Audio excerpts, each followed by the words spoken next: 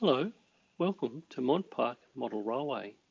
In this video, I'll be looking at the Lichfield Sidings and why I chose to install a Hornby R8244 uncoupling ramp on the Mainline. To access the Lichfield Sidings, a train needs to clear the point, and to do that it needs to make its way down a gradient and around a curve. And then once it's done that, it needs to push backwards up that gradient and the curve to push rolling stock into the siding. So what I wanted to do is shorten that train before it makes its way down the gradient, so that the effort wasn't as great, which requires installing a decoupler on the main line. So the decoupler needs to be located in such a position that it's prior to the sidings, and then we can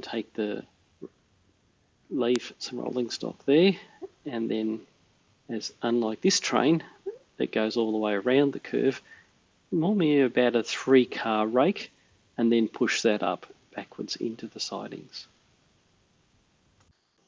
So a couple of other things I was considering where I was going to locate the uncoupler is to not have it on the bend.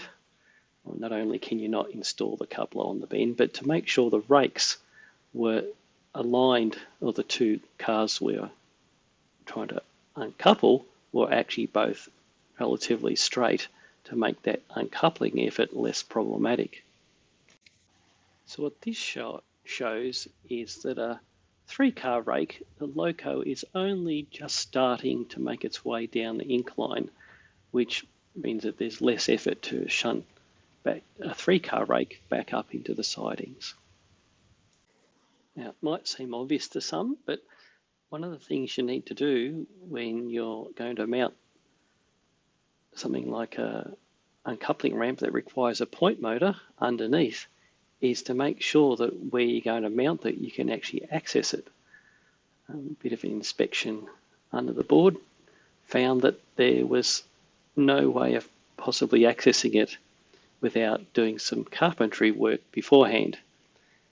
In hindsight, when I was building the layout initially, I made some of the road beds on the lower level a bit wider than they need to be. So, a little bit of a handsaw and a little bit of effort was able to make enough room to make where the point motor will go accessible.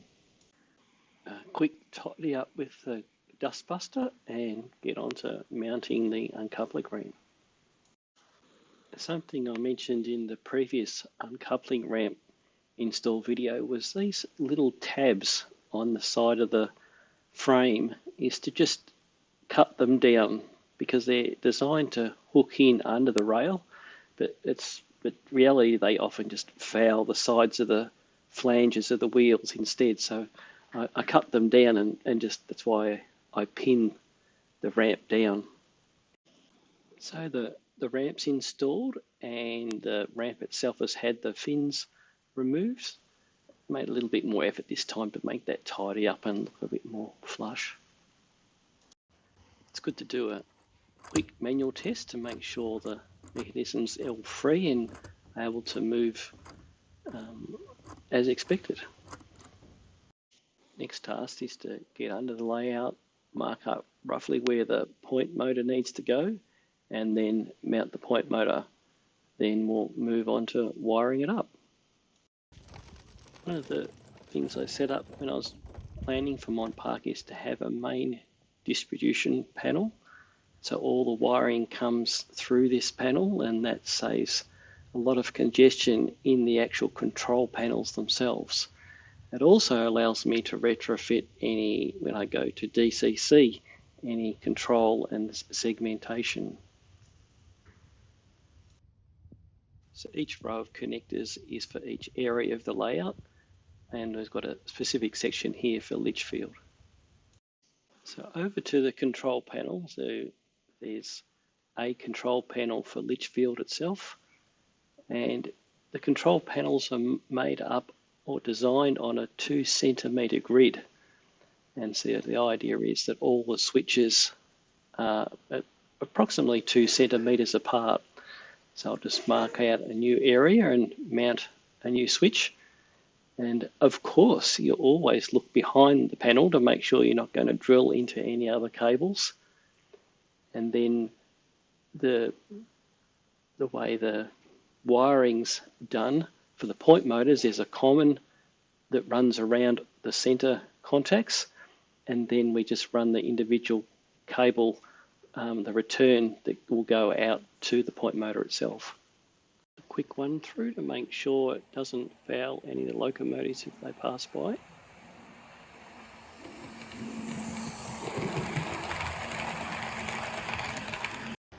Now I'll do an operational test to make sure that what I was hoping would be possible would work, where the train comes in, drops off part of its rolling stock, shunts the remaining set into a yard, comes back, picks up the first set, and then puts itself the whole lot back into the second siding.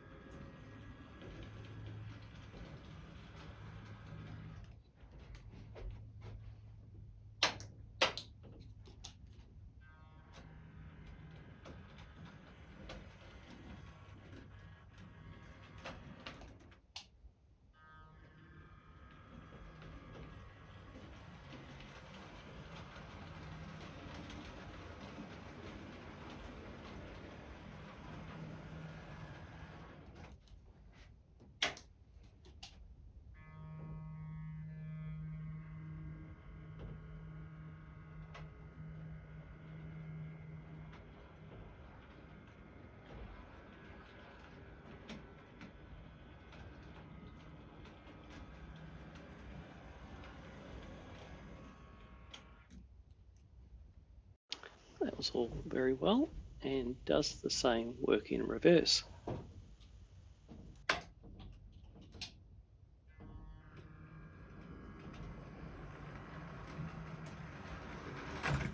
Oops.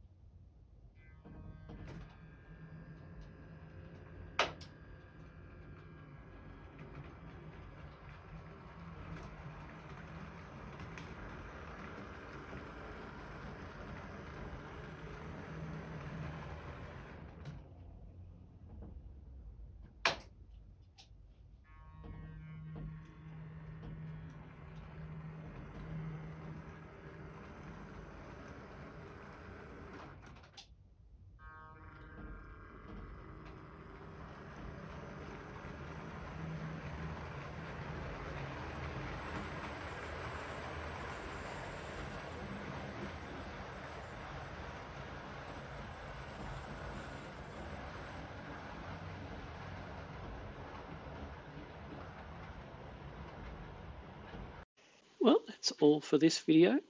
Thank you for watching, and we'll catch you in the next one. Bye.